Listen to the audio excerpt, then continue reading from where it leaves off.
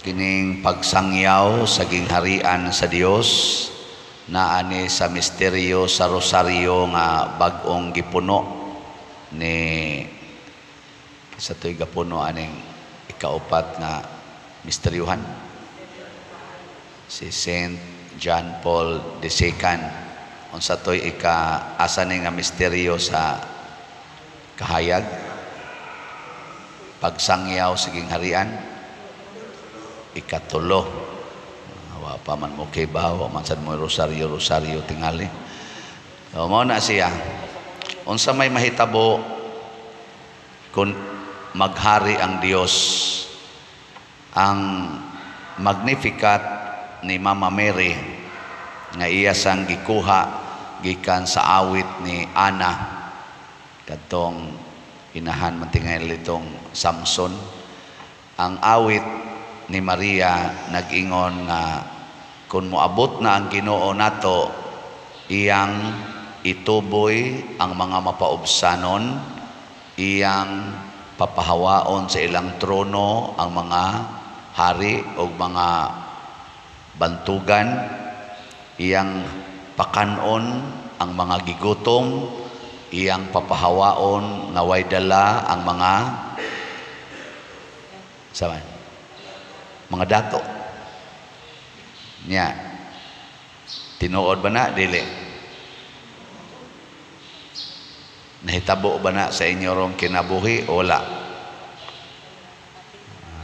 Wag yapon mo klaro.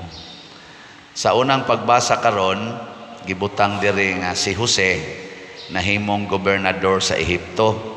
Kaila mo kinsa ni si Jose nga gihisgutan sa unang pagbasa? Mao ni ang ika-11 nga anak ni Jacob. Si Jacob ginganlan na siya Israel. Nya doon na siya 12 ka mga anak. Ang ika-11 mao si Jacob. Nya si Jacob anak sa ikaduhang asawa ni si Jose anak sa ikaduhang asawa ni Jacob. Bali old age na si Jacob, nakapangasawa pa gyud og bata-bata, mao tong nakaanak ni Jose. O niya ang unang asawa ni Jacob na ay anak nga napo kabuok na Sina, kay pinangga man ni Jose si Jacob kay anak lagi sa iyang katigulangon. O niya may pagyud kaayo mo interpret og mga damgo, murag gitagaan og gift ba sa pag-interpret aning mga damgo. Nasuya ang napo yan sa ilang gibuhat, ilang giplanuhan nga patyon si Jose. Nya sa dihang nakahigayon sila, ila na untang patyon, ila na lang gihog sa atabay aron adto mamatay nga di gid nila tuyoon nga sila gimuhono sa kinabuhi. Nya namay naagi nga mga negosyante padong sa Ehipto gikas naagis Kanaan, ilang gibaligya si Jose aron mahimong ulipon. O kun patyon man dito sa Ehipto, bahala ng Ginoo niya. Nya ila dayong gipatuo ni Jacob nga ang iyang anak nga singanlag Jose gikaon sa mga gitukob, gikunis-kunis sa mga bangis nga mananap.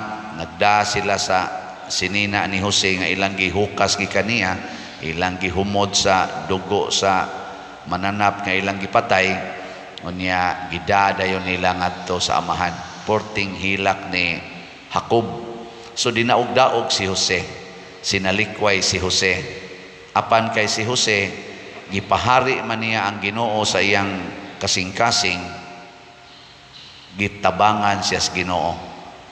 Ang iyang pagkabinilanggo nahimo ng gawasnon, ang iyang pagkaulipon nahimo na siyang gobernador.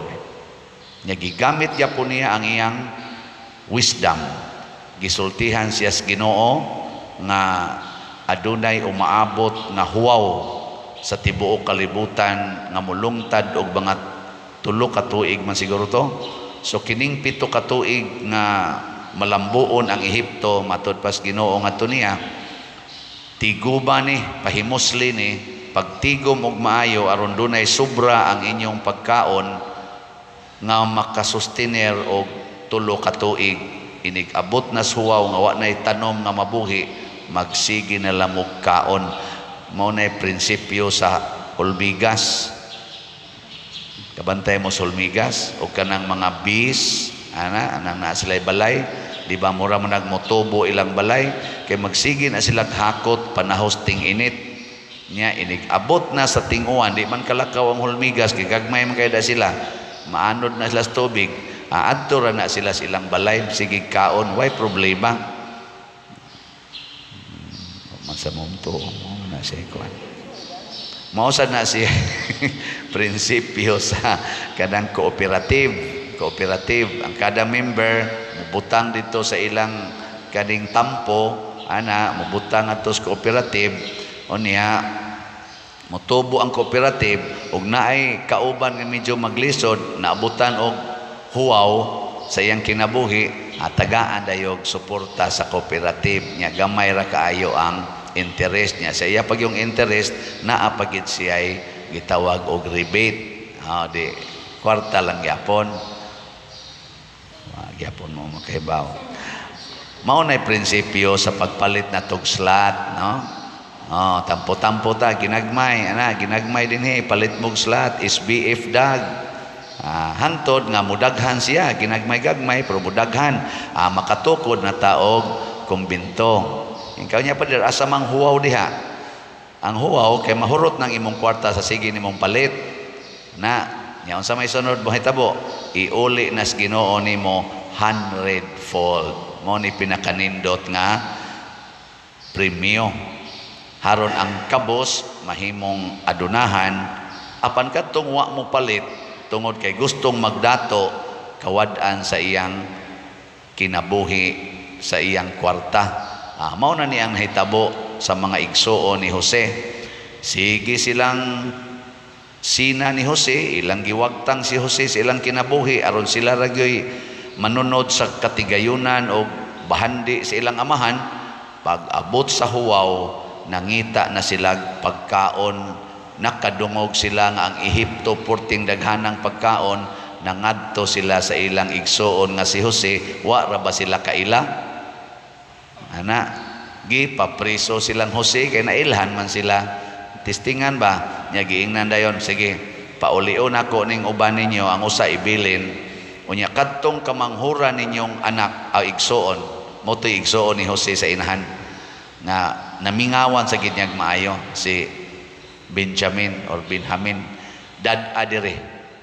Mo ni nagmahay na sila kani mauna ni ang silot nato kay atong gidaog-daog ang atong igsuon katong Jose nga bata nagminahayay na ba ingon sa Ruben, ingnan bitaw tamong ayaw tong buhata, inyo yung gibuhat, mauna ni gigaba-gabaan na ta, kita na sa gisilutan.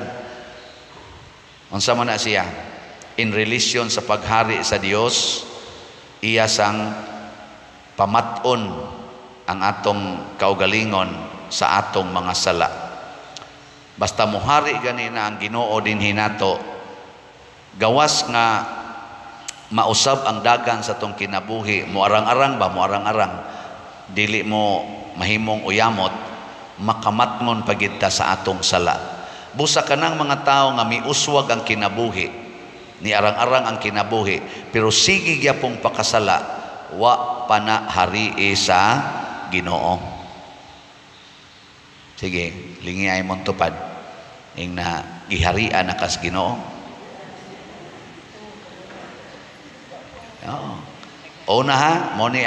Mo ni ang duhang mahitabo basta maghari ang Ginoo, ang atong kinabuhi mo arang-arang kay ang gigutom mabusog na, ang kabos maarang-arang na, ang mga dinaog-daog mahimo ng mga pangulo or inila.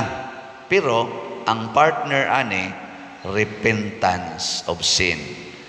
So wa gani nang repentance of sin, igo ra kang ni asinso, wa pa nay Ginoo.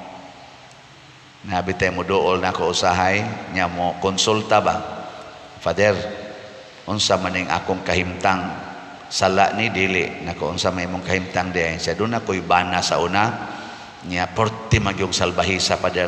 Napugos lang kog minyo ato kay nabuntis man ko nya ang iyang kaning akong mama ug papa di man gusto nga di ko pangasawon pero wa gyud ko kauyon atong tawhana pader.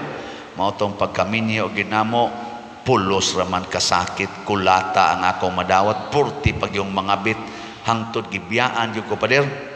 Na nya karon gibiyaan naman ko niya wa man sad mi anak nakakita ko ron og bag-ong akong bana buutan kay pader na nami anak tulo ka buok nindot kay among pagpuyo sige sa kog simba sige kog tabang simbahan pero wa lagi mi makasal pader kay tungod manggod kay wa man ko makapile o kaning sige na naliti nako file og naliti sa di mo sabot ang Ginoo pader o wa na lang ni total ga binuotan masad mi pader wa man sagid mi magbinuang ako honest ko sa ako karong kapuyo siya sad honest sad nako wa gyud magbinuang pader dili na din na pwede pader sa inyong paminaw sawan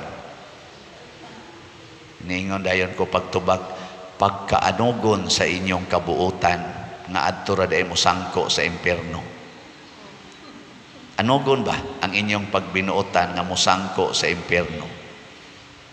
Ngano man nako sala manggunagod nga nagpuyo-puyo mo di ba gauna kag sala ga premarital sex nya namabdos ka mura man tingtog na ectopic sa to na nawa tong iyang gimabdos pero tungod kay mabdos gip pakasal nya man wa sila na makaanak kay nawa nakuha man tong bata pero kinasal na bati magkagbatasan ang iyang kuan iyang bana di nagkabuwag sunod sinahitabo nanasad siya bag-ong nakitaan buutan na Diyos noon kayo sige sila simba pero di lang kuno sila mukalawat kay lagi di man pakalawaton ang way kasal bisan pagkasal sa huwis di man gyapon na nato itugot nga mukalawat kay wala pa may sacramental wedding nako anugon kayo tiwasan na lang na tanan siya mahala sad mo apply og kuan pa dire annulment kay sa civil mga 100,000 niya ari ka simbahan mga 40 to 50,000 ako ay apply lang na kaysa wa ka makausik og 150,000 ibutang ta lang o di adto ka sa impierno mo sangko o kamo na ang sitwasyon na sa inyong buhaton mag-annulment pa mo o di na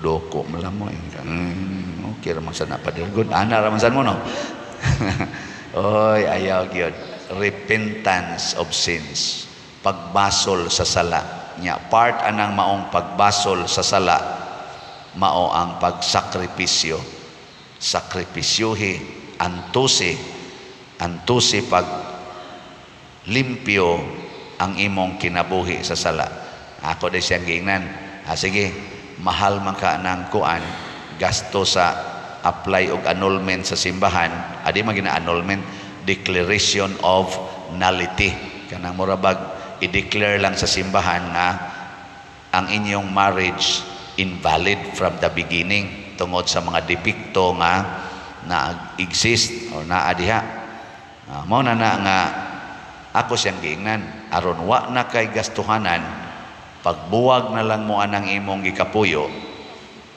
friendship na lang mo nya di na mo magpuyo sod sa usa ka balay or sod sa usa ka kwarto nya buwag na mo agree na mo nga friendship na tabangin na lang nagbuhi ang inyong mga anak unya kanini ang wa na mo'y hilabtanay isip mura kunuhay og banag asawa di na mo mag-sex nya pangumpisal mo kana dako kay nang sakripisyo ha pero way gasto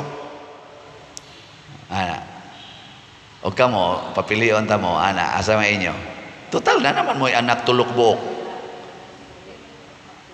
pero wa na to di na mo magdog di na mo magsigig huna-huna nga imo ng asawa imo ng bana gitawag sa gyapon ni siya sakripisyo nga way gasto katong declaration of nullity sakripisyo nga dunay gasto. Pero ang nakanindot lang sa dato og ma-approve na, pwede na mo magpakasal.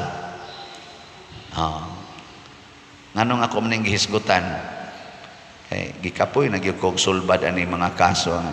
Sigihan ta ko busy kay ko karon nya tagaan kog mga kaso kay ako may defender of the band, usas mga defenders of the band din sa atong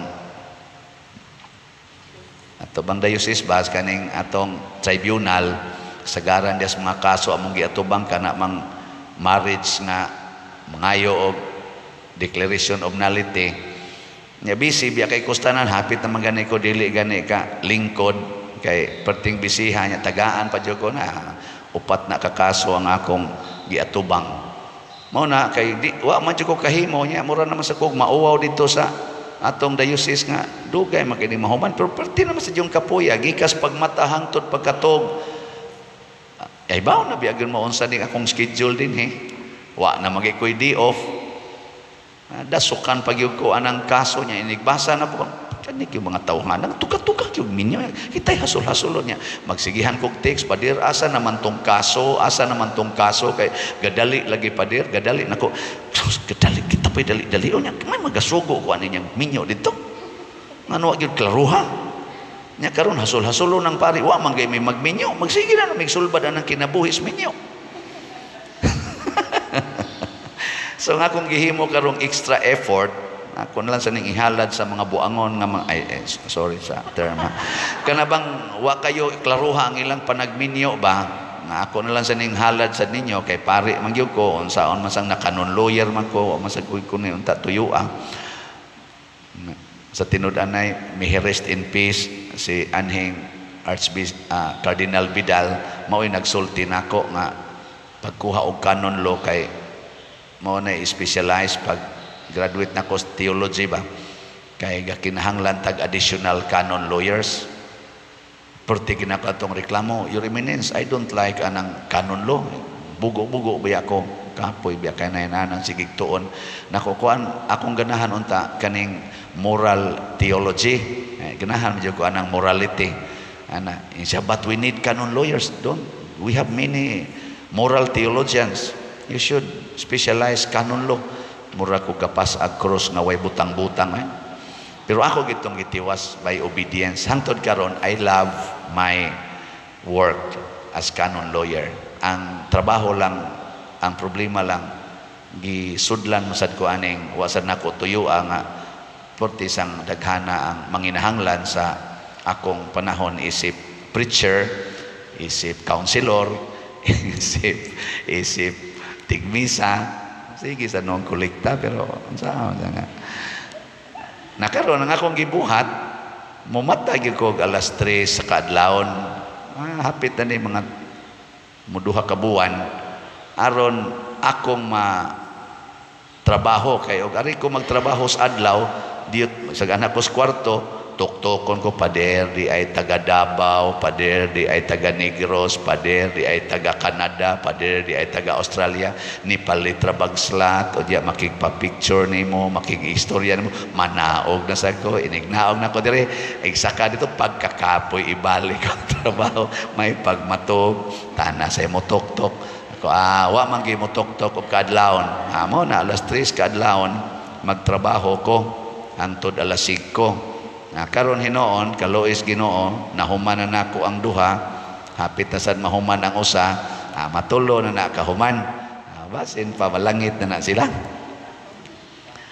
ako lang ning gihisgutan ngano man kini manggong dili pag sakripisyo aron pagbuntog sa sala makapawagtang ni sa gingharian sa Dios ug unsa man ang gingharian sa Dios gingharian sa kalinaw kalipay kahiusa o kabalaan kinahanglan dili ta magsigig pangandoy aning kalinaw kalipay kauswagan pero why kabalaan sa kinabuhi kay nga naman sooner or later maghatag itag problema sa atong katilingban basta magsigig tag pakasala kung kamo magsigig pakasala maproblema gyung atong parokya kung ang pare magsig pakasala maproblema ang simbahan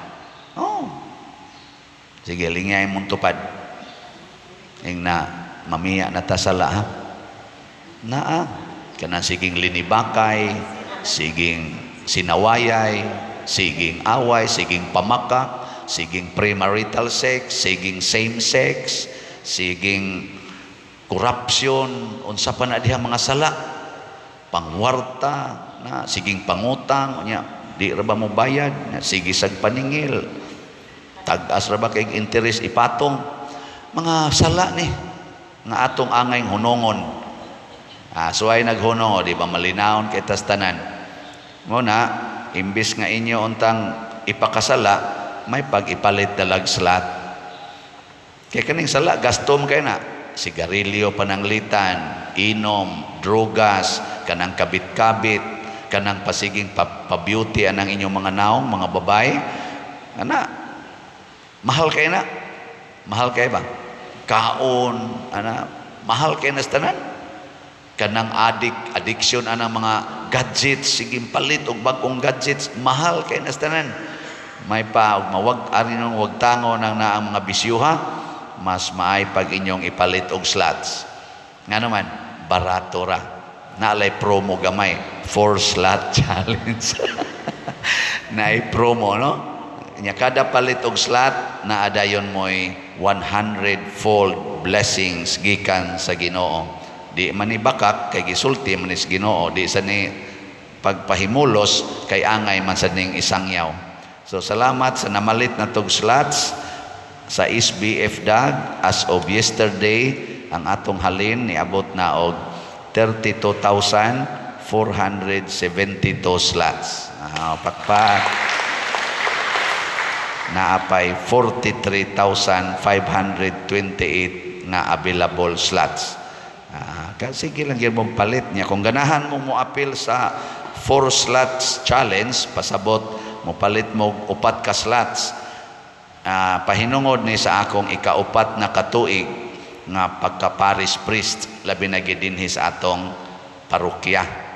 Ako 4 na mo katuig karong August 6. So hangyo ko ninyo, kung nalipay mo sa akong pagka-parish priest, palit mo 4 ka slots worth ni og 2,000. Labing minus lang na siya. So as of yesterday, ang 4 slot challenge nga atong nadawat niabot na sad og 80 ka 4 slot challenge. Pagpakyapon.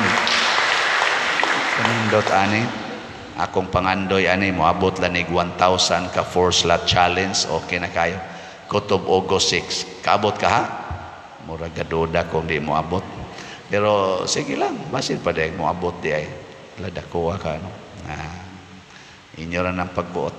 Ang importante mga igsoon nga ang kinabuhi dili lang lunlon kauswagan financial o kaha academic or unsa diha honors, but above all repentance of our sins. Muna ang mga igsoon ni Jose ni abot gid sila sa pag-amgo sa ilang mga sala. Nya si Jose sad tungod kay wa man sad siya maglagot sa mga makasasala, ni uswag siya siyang kinabuhi nga wa say sala. Nagpabilin siyang balaan tungod kay miantos siya pag-ayo. Sama usab ni Hesus, nagantos pag-ayo aron pagbuntog sa sala.